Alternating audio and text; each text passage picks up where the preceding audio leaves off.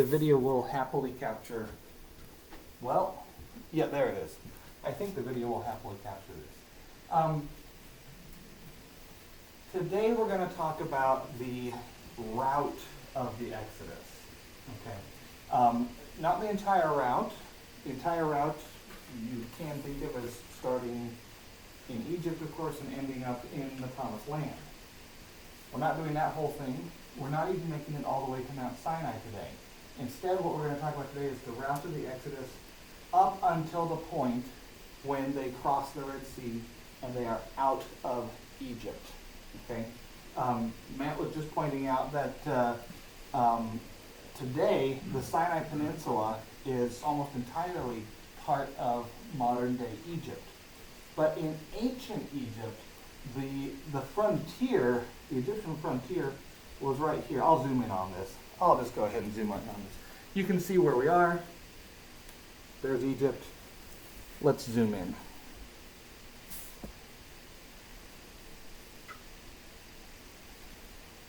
We'll zoom in right to here for now, okay? So here's the Gulf of Suez. Here's the Sinai Peninsula. The Suez Canal runs right up here.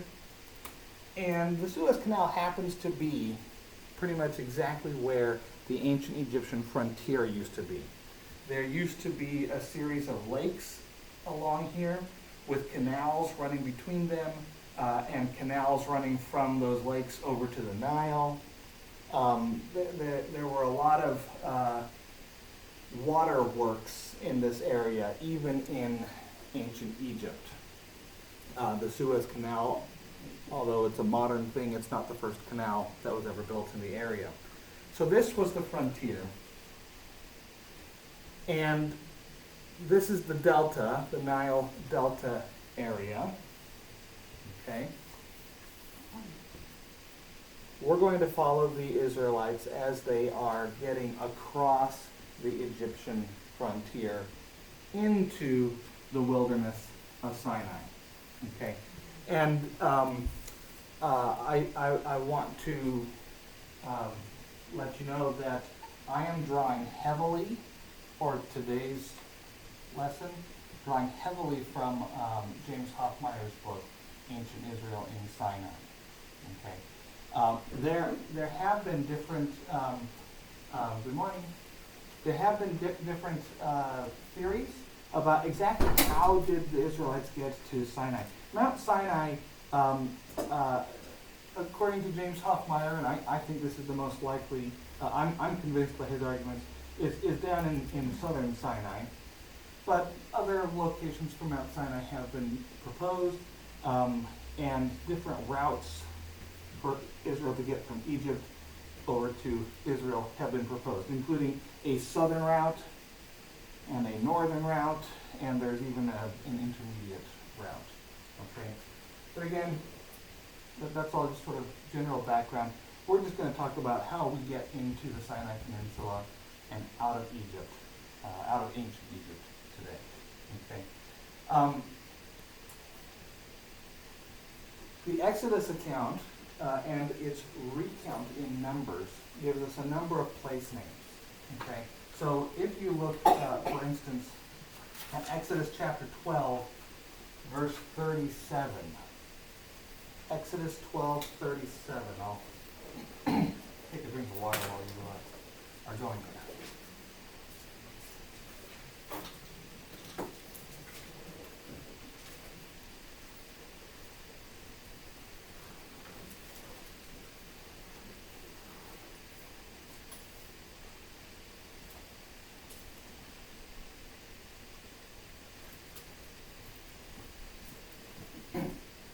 Exodus 12:37. Would anyone like to read that? Sure. Okay.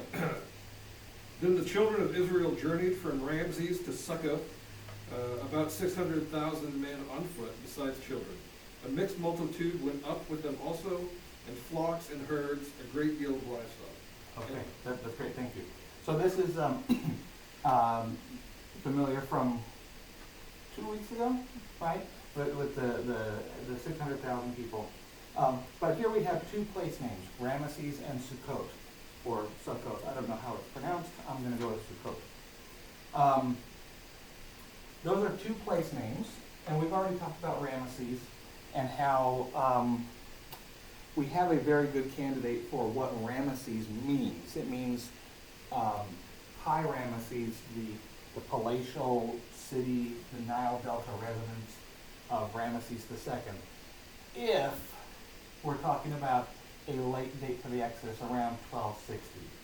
If we're talking about an early date for the Exodus, we might be referring to the city of Avaris, or that region, which is where Ramesses, the city, was later built, a couple hundred years later. So we might be dealing with an update to the language of the Exodus, okay, from a couple centuries after the fact. But we talked about this. There are numbers of years that the Bible says about when the Exodus happened. There are place names that are listed, Ramesses being the most prominent example. And when all is said and done, for now, until we find out otherwise, we have to decide which one do we think is more convincing, and how did the other one come to be the way it is. Okay, Hoffmeyer and Kenneth Kitchen, and as far as I am aware, most scholars today think that the place names are primary. They are not updates from later centuries, and that therefore the Exodus took place in around 1260. Yes. I think, because I've read in Kitchen, he was talking about the place names and how something could be called this and still have the other inside it. Yes. So like you could talk about Monroe County and Bloomington. So either one is correct. Either one is correct. Yeah. Yeah, exactly. Either one is correct. The question is, when we're looking at it now and we're trying to interpret it, are we interpreting it correctly? That I think is where the debate still lives. You know. But as a matter of fact, we will see one of the place names that is mentioned here, aside from Ramesses, is exactly like this. It probably was a region as well as a specific place.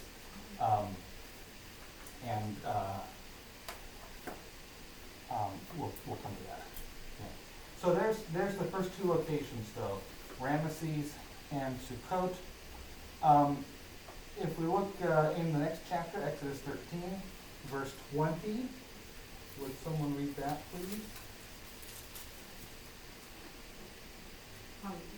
Thank you.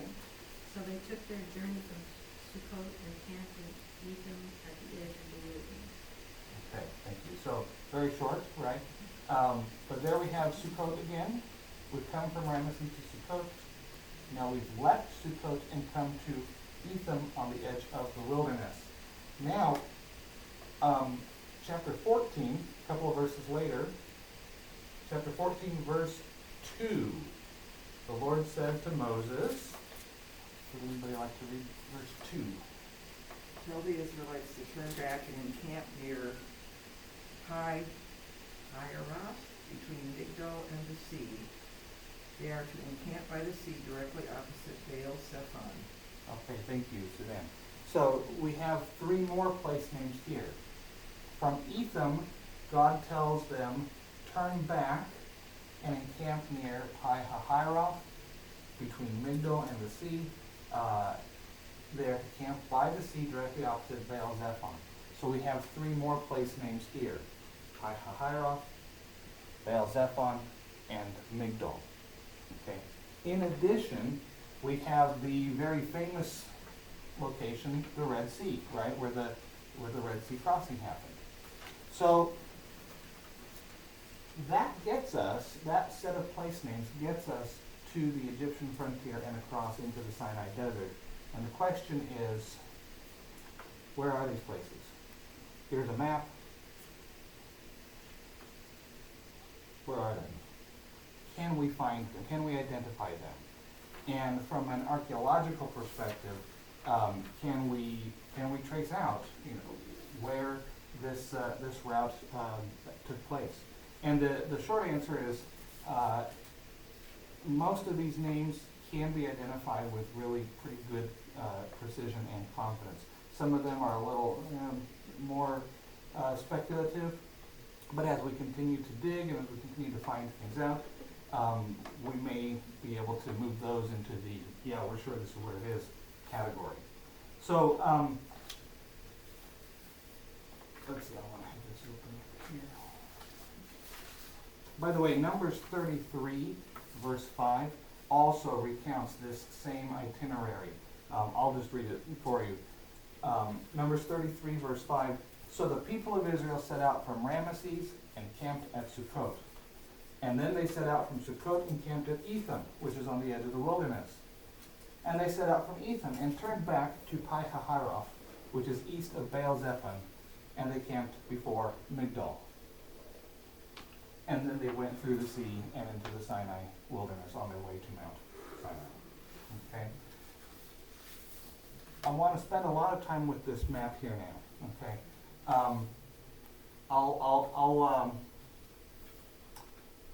As we do, I'll point out each of these place names, what they probably or definitely were called in ancient Egypt, and what they probably or definitely are called in modern day Egypt. Okay, so we'll take a look at that. We're going to zoom in here. Here we have, as I pointed out before, the Nile Delta.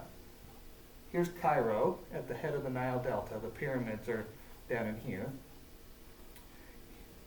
The Nile Delta has a west side and an east side. And the eastern delta is where all of the stuff is that we're interested in. Okay? The land of Goshen is right in here, where Israel lived. Okay? The palace, the city of Ramesses, is right about there. Okay? We'll zoom in and we'll see. And as I said before, before there was a Suez Canal, there was a series of lakes and waterways all the way up to the top here. Let me zoom in. Actually, let me turn on the Earth view. There we are. That's what it looks like from a satellite.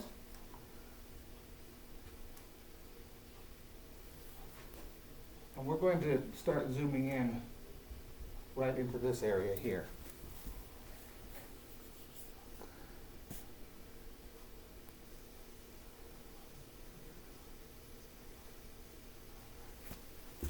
Just a little bit. Let me point out that spot right there. I don't know how well you can see it. We'll zoom in more. There's a little tiny spot right here. This is a lot of green, right? With a lot of brown irregular spots. The brown irregular spots are the places where there are residences, the towns, okay? The green is vegetation. And this is a well-watered area. The Nile is flowing north into the Mediterranean Sea. You have the Suez Canal. There were a series of lakes here. There's lots of vegetation in this area, and interspersed in and among that vegetation are towns. And the towns have some vegetation in them as well. But this right here, that particular town, right there, I'm going to zoom in on it some more.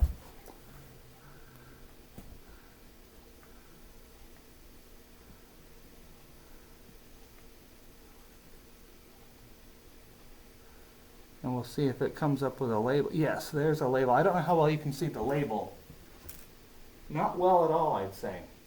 This is the modern day site. Well, that's not good.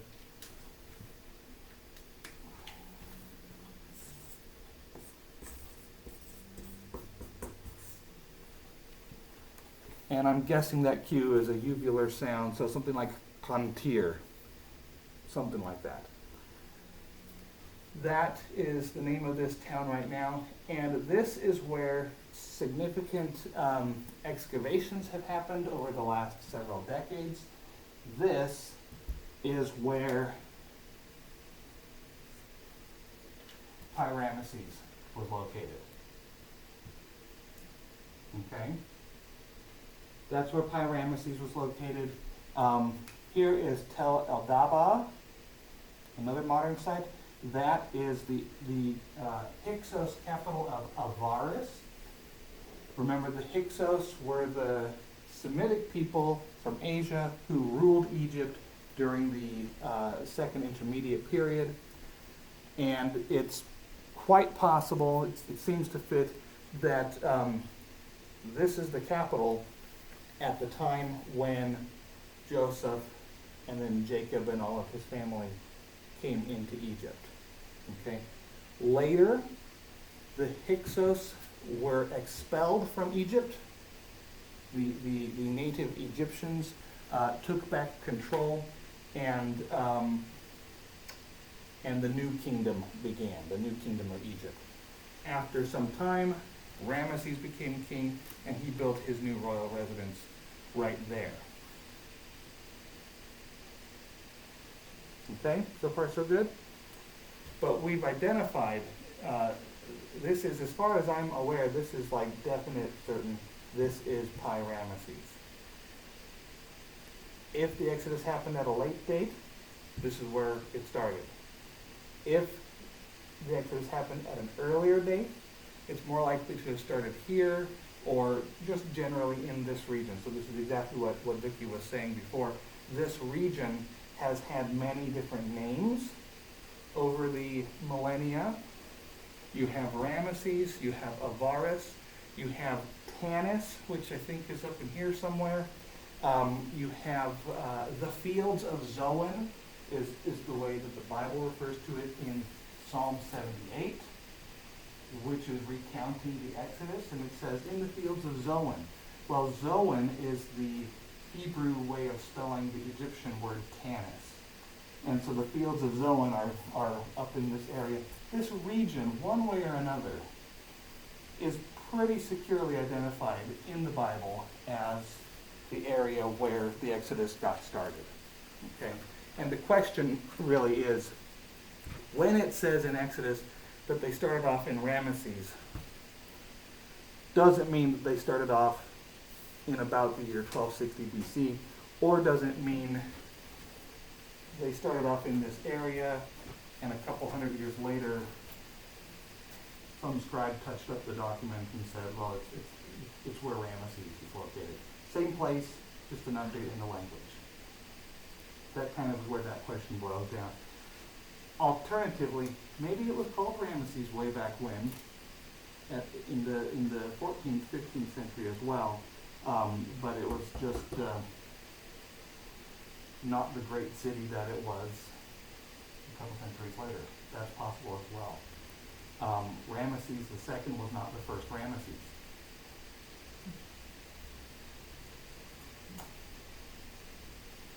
Anyway, this is the area, this is the site of Pi-Ramesses.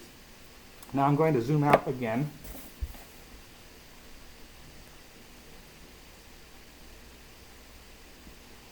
And we're going to get our bearings a little bit before we go deeper into Sukkot and Migdol and all those places. I should erase my little circles.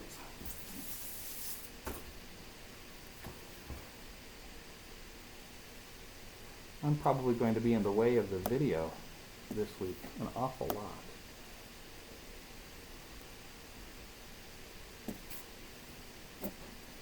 Okay, what I'm showing here, and I don't know if you can see very well. I'm going to move this.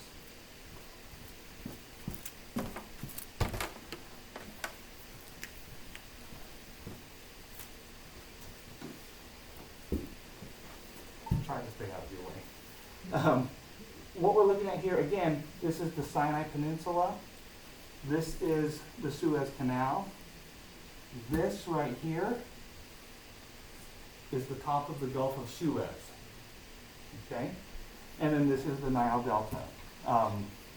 The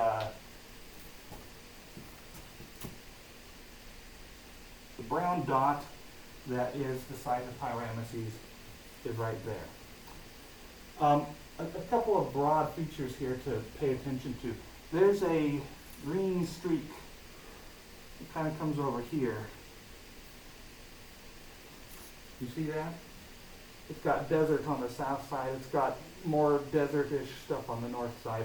The main delta is over here, right, all this. But there's this thing that comes out here. That is a dry riverbed. Okay? Dry riverbeds are often where you end up with vegetation. Okay, even though it's dry, a riverbed used to be there. There's particular silts and minerals in the soil, and there's some moisture there. So that is a particular dry riverbed called Wadi Tumilat. Wadi is the Arabic word for a dry riverbed. Okay, so that's the Wadi Tumilat. Okay, we have here a lake called the Great Bitter Lake. Okay, and back in the day there were this was maybe a series of lakes called the Bitter Lakes. Okay, today it's just one lake called the Great Bitter Lake. There's a lake right here that's called Lake Timsah. We zoom in on these lakes, you'll be able to read where it actually says Lake Timsah. Lake Timsah was there in ancient times, just like the Bitter Lakes were there in ancient times.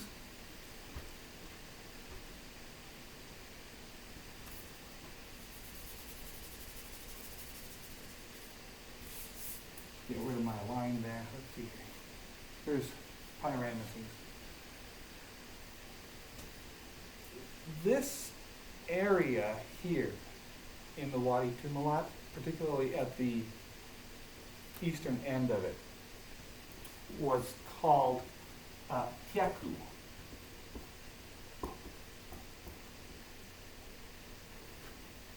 In ancient Egypt. Tiaku was the area, it was the region here. Remember, this is a lake. Maybe I should draw little waves. This is a Lake Timsah. This region is Tiaku. There was also probably a fort, maybe right about here, called Tiaku. Today, there is a mound of a ruin of an ancient fort, and the mound is called Tel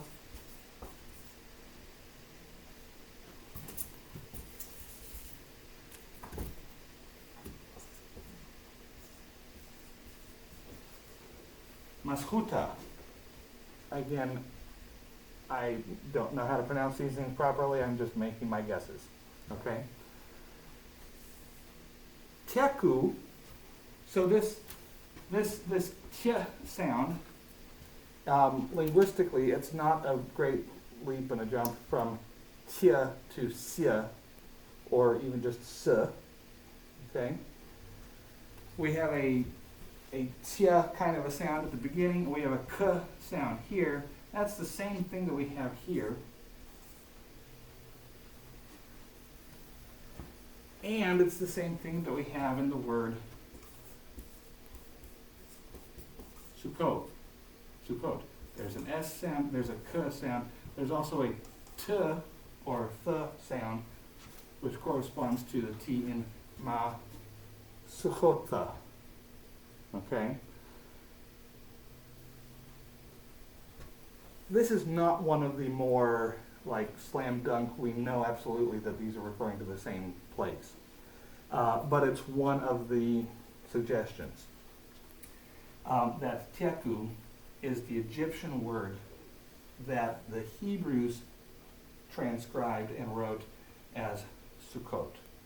And that the modern Arabs, the Egyptian Arabic language, calls Tel Maschuta. Okay? and it's right around in this area right here.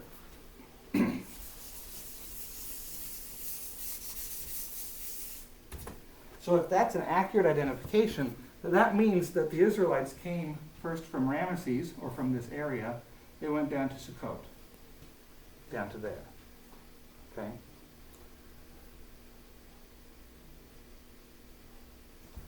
From Sukkot, they went to Etham at the edge of the wilderness, which is probably right about here.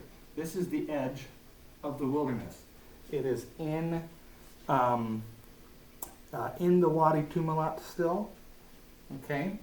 They come to around here. We don't have a good sense of where Etham specifically is. We know that Etham is also the name of the desert over here.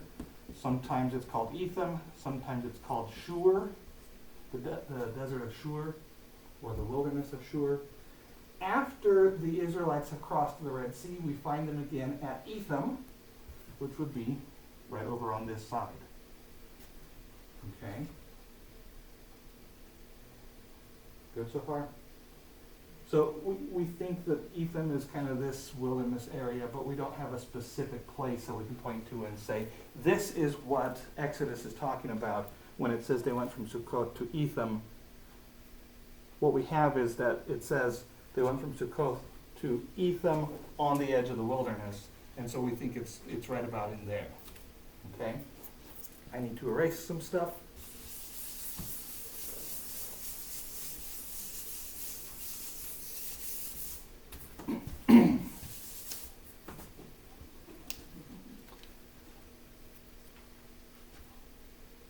Now, before we go to Pi Hahiroth, Migdol, and Baal Zephon, let's take a short interlude and talk about paleogeography. Isn't that a fun word? Paleogeography, the study of ancient geography, ancient terrain. Okay? For example, knowing that just a couple hundred years ago, before the Suez Canal was put in, that there were more lakes up in here. That's not quite paleo-ancient geography, but that's the kind of thing. Paleogeography, so the geography of ancient times tends to leave a mark, okay? And it does so in this region as well. Archaeologists who have been excavating in this area and on up into this area, including James Hoffmeyer, they have done a lot of really cool work to identify where, how far deep do you have to dig before you start finding silt brought down from the Nile. If you take satellite photos, can you see the traces of old canals and stuff like that? They've done a whole bunch of cool stuff, which I can't demonstrate to you with Google Maps, but I can demonstrate for you an example of the kind of thing that they can do, which turns out to be quite useful in our case. Look at this area right up in here. Rather than using my mouse, this area right up in here. We'll zoom in on this in a second. This is a lake. It's called Lake Bardowil. I don't know how to pronounce it. Bardowil. You can see it's a very thin, narrow strip of land that separates the lake from the Mediterranean Sea. Okay? And as that strip of land comes down here, to this point, this is kind of where the coast makes a sort of a U shape right here. At the bottom of that U, that is a very important location in terms of paleogeography. Coastlines change over time. Rivers change their course over time. We already know that lakes and marshes and smallish bodies of water can be drained and turned into dry ground. The Back Bay neighborhood in Boston is a pretty big neighborhood. It's called the Back Bay because it used to be the bay on the backside of the city of Boston. It got drained and filled in, and now there's a bunch of huge buildings there. Coastlines change. Hawaii has these really active volcanoes, right? And the lava comes down and dumps into the sea, and the coastline moves out a little bit. Rivers do the same thing. Rivers carry silt toward the ocean, and the silt can pile up and extend to the coastline.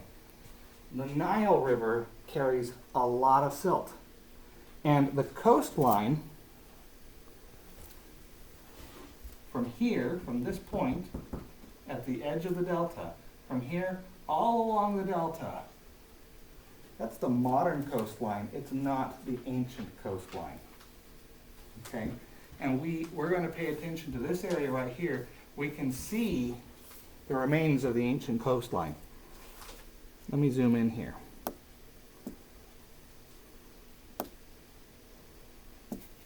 Maybe that's far enough.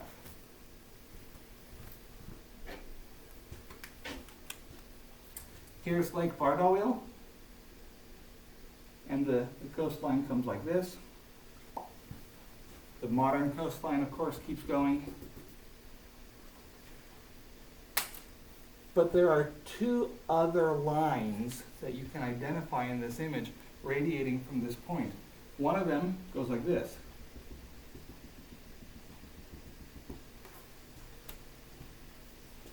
Right?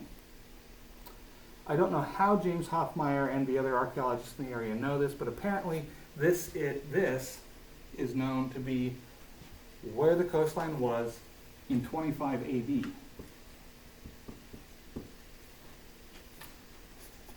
Please don't ask me any questions about how we know that, because I don't know. I just know that when I read the books, that's where apparently everybody agrees that was where the coastline was in 25 AD. In the last 2,000 years, the coastline has moved outward as the Nile has brought more and more silt and deposited that silt at the mouth of the river. Okay? Do you see the other line that I'm going to be drawing in a second? Or at least what you think might be the line I'm going to point to? It's right here.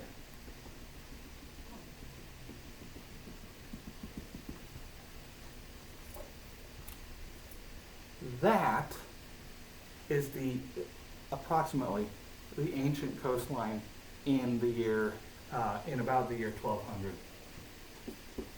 BC. Okay, there actually was. It wasn't just a straight coastline. Just like there's this lake here with a narrow strip of land, and then the mainland is on the other side. There was also something similar going on here. There was a what's called a paleo lagoon that kind of came like this. Oops, not quite that. A little further.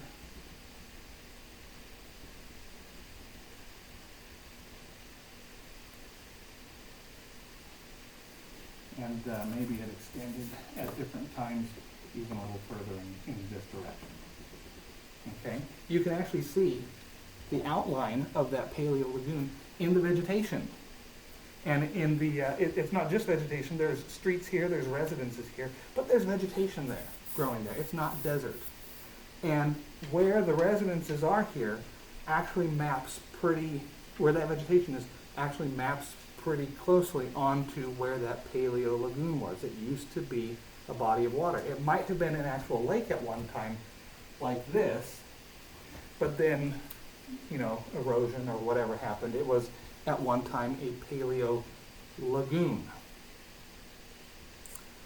And there was a branch of the Nile River that came and emptied into the lagoon right about there at one time.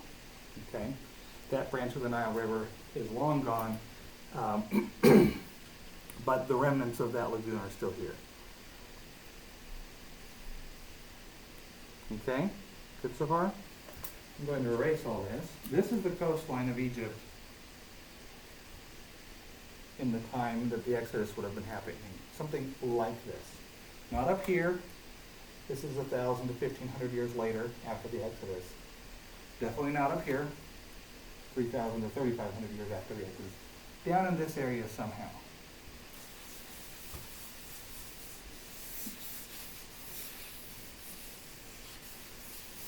And again, you can see it right there. Here's the line.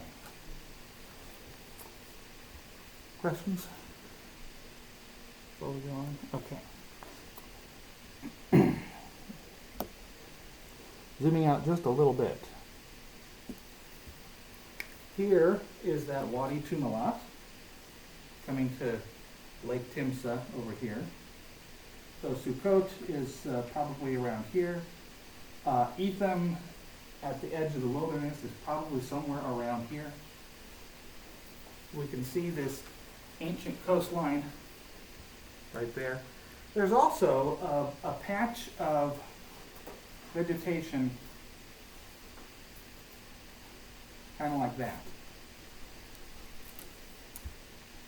That is the ancient Lake Bala area, or the Bala Lakes.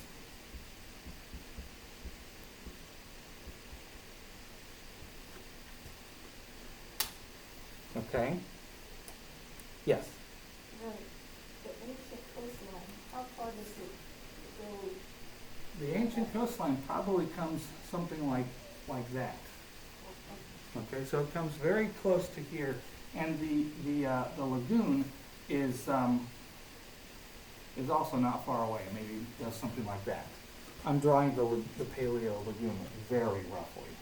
Okay, so there's not much space here on land. Okay, and this was actually a highly prized. I was going to call it a spit, but a spit doesn't go on through. This is a highly prized bit of land in ancient Egypt because it was one of the primary ways that invading armies might like to enter Egypt. It was also one of the primary ways that Egyptian armies might like to go invade Canaan. Okay, and this this route through here, whether it's along here or at times when maybe this was actually a lake along here, starting here and going up the coastline into Canaan, that was called the Ways of Horus in ancient Egypt. It's also called in the Bible the Way of the Land of the Philistines. Okay. And in the Exodus account, it specifically says, God told them to come down this way. Let's see here. Here's Ramesses. Come down this way. Don't take that northern route, the way of the land of the Philistines. You're going to come this way and down into Sinai and across from underneath to the other side of the Jordan. Okay. And the reason in Exodus is so that they might not see war and turn back and go back to Egypt. Okay? This road here had some really heavy Egyptian fortifications. There was a pair of forts like here and here. There's another fort over here and another fort here. There's a ton of forts, ancient Egyptian forts, in the New Kingdom time period. The New Kingdom spans both the late date and the early date for the Exodus. Okay, so in that general time period, there's a bunch of forts here and fortifications. There's also a bunch of forts and fortifications all down here with canals connecting them between the lakes and heading, the dry riverbed heading into the toward the Nile. There's a lot of military obstacles. There's a lot of geographical obstacles at the time of the Exodus in this area. And God says, don't go up here where the most heavily defended and garrisoned military posts are. Come down here instead. Okay? And interestingly, there is a papyrus called Papyrus Anastasi 5, which retells a story that dates to about the year 1200 exactly. That maybe it's 1203 or something like that. And it tells the story of an official, an Egyptian official, tracking down a couple of runaway servants. And it describes in detail the way that the official went, who he met with, what intelligence he gathered from them about, oh yeah, I saw those guys. They went this way. And it outlines in pretty specific detail. Actually, the first half of it is this route right here. This was apparently a known good way to leave Egypt if you want to avoid military confrontation. Okay, now we know that God was not actually worried about avoiding military confrontation. In fact, in some ways, he baited the Egyptian military, right? Because he says, wait, don't go further, turn back. Turn back and go to Pi Hahiroth, Migdol, Baal-Zephon, and then cross the Red Sea. And in doing that, Pharaoh is going to see, oh, these guys are totally lost. They don't know what they're doing. They're confused. I guess I'll go round them up. And you know the rest of that story. Okay? But in the meantime, this was a known good way to try to get out of Egypt undetected.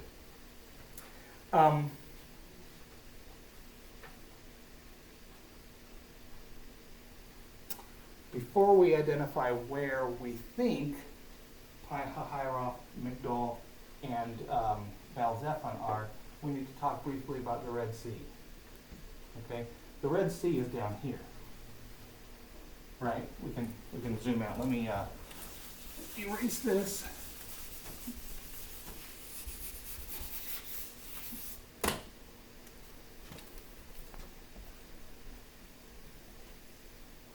And zoom out quite a bit, right? This is the Red Sea. This is the Red Sea. You can still see Wadi Tumilat right here. You can still see the Great Bitter Lake right here, like Tim says right here. You can still even see the outline of where the Bala Lakes used to be. Here's the Gulf of Suez and the Red Sea.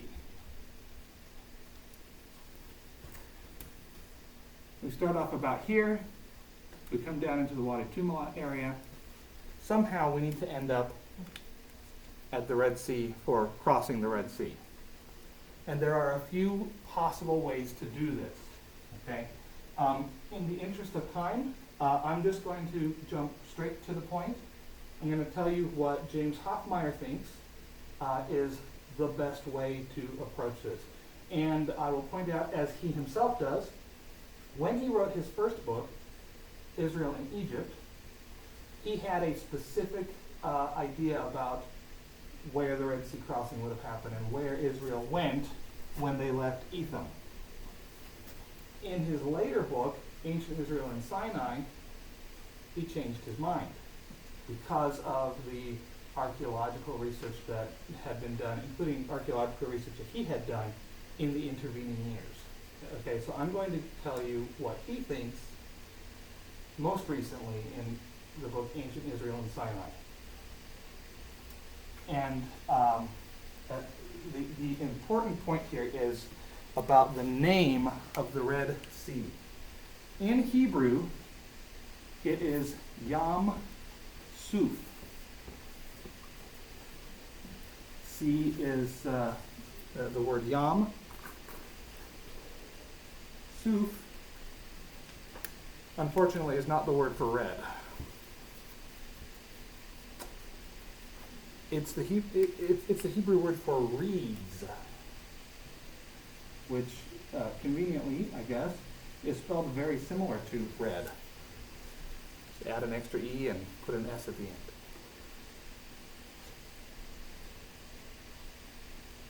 For a long time, we didn't know where the word suf came from. Like, we knew it was the word for reed in Hebrew, but we didn't know its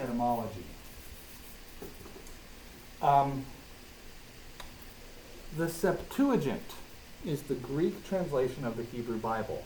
It was translated by Jews translating the Hebrew Bible into Greek. The Septuagint translates Yam Suf very clearly as the Red Sea. After the Septuagint, the Vulgate follows suit, calls it the Red Sea, and all of our English translations call it the Red Sea. Even though it has been known from the beginning that Suf really is not the word for red. Okay? But that's how the Septuagint was translated, and we don't know what else to do with it, so we'll stick with it. Well, it turns out, in the meantime, it has been figured out that the word Suf is actually an Egyptian word borrowed into Hebrew. Whenever the Hebrew refers to the word Suf, it's clear from context, except in this case, that it's talking about reeds, okay? But now we know it's an Egyptian word originally, okay? And the Egyptian word is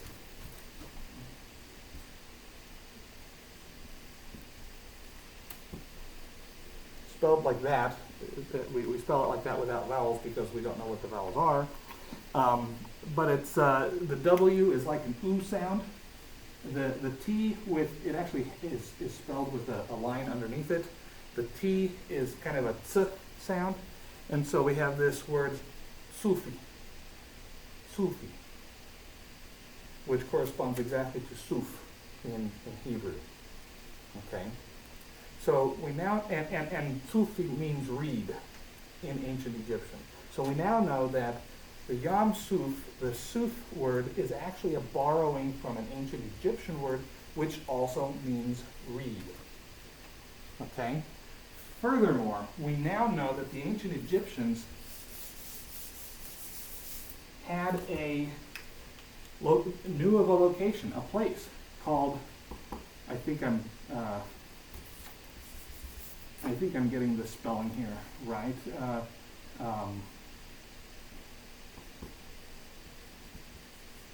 Something like Persufi or something like that. There's some other stuff in here. But basically there's an Egyptian location which the Egyptians called the Reed Sea. Okay?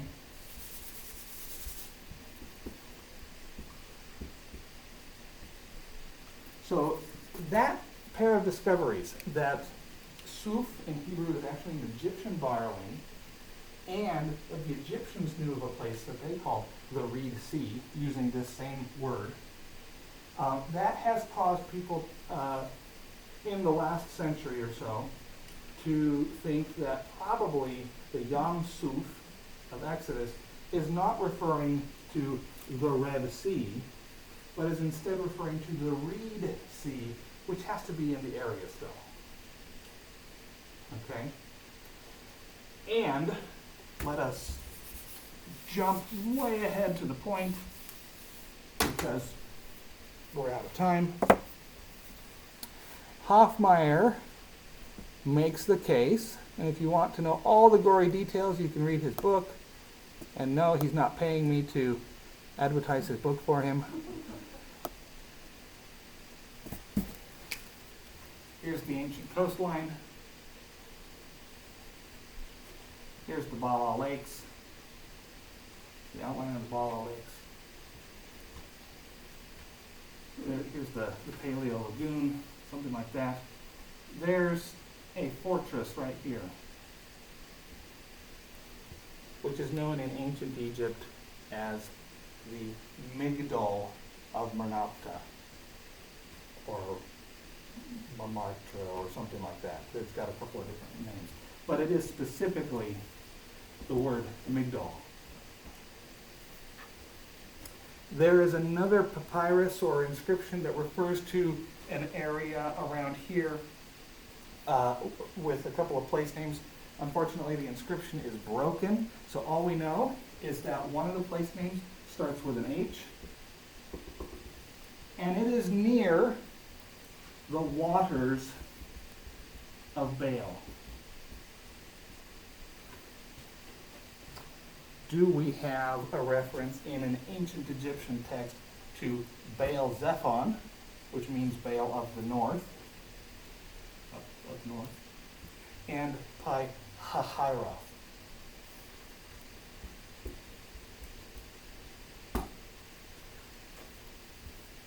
Maybe.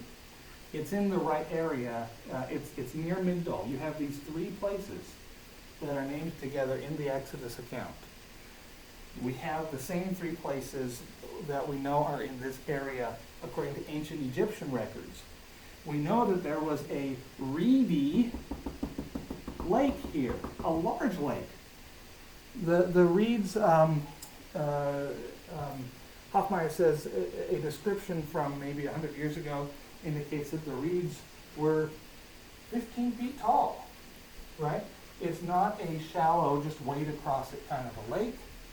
It's not a 10-foot across stream. It is a big lake. It is not shallow, and it's full of reeds on the banks. Okay? And so Hoffmeyer's conclusion is that we start off here in Ramesses. We come down here to Sukkot. We come across here to Etham. God says, turn back, because it's time to bait Pharaoh. And by the way, this is also the route that those two runaway servants took. They also decided, let's come up here, come up north. Israel comes up north to a place right about here, which today is called El Abu Sephe.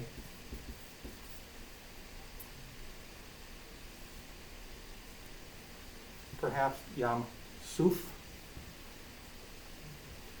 And they cross the Red Sea, or the Reed Sea, right here, and come down into Etham, and then down into Sinai. And this area is where Pharaoh's army was destroyed in the Reed Sea. That would also kind of make sense given there were lots of army and chariot installations in this area. It would not be hard for Egypt to muster its forces right here to try to overtake the Israelites. That gets us out of Egypt into the Sinai Peninsula. That's the route that Hoffmeyer thinks is the most likely. He used to think, in his first book, that they actually went south. He now thinks that they've come north and they've crossed the Bala Lakes, which again no longer exist since the digging of the Suez Canal. But that's the geography of the area. That's the picture. Is Hoffmeyer right? I don't know. Is it possible that we can keep the Red Sea crossing as actually a Red Sea crossing? I suppose that's possible as well. Maybe Hoffmeyer was right the first time. And when they got here, they turned south and crossed the Red Sea. There's different ways this could go. But the current scholarly consensus seems to be that, thank you. Now I have to confess, embarrassedly, that I forgot to bring my Bible today. Thanks, Dan. The scholarly consensus today seems to be that probably it's this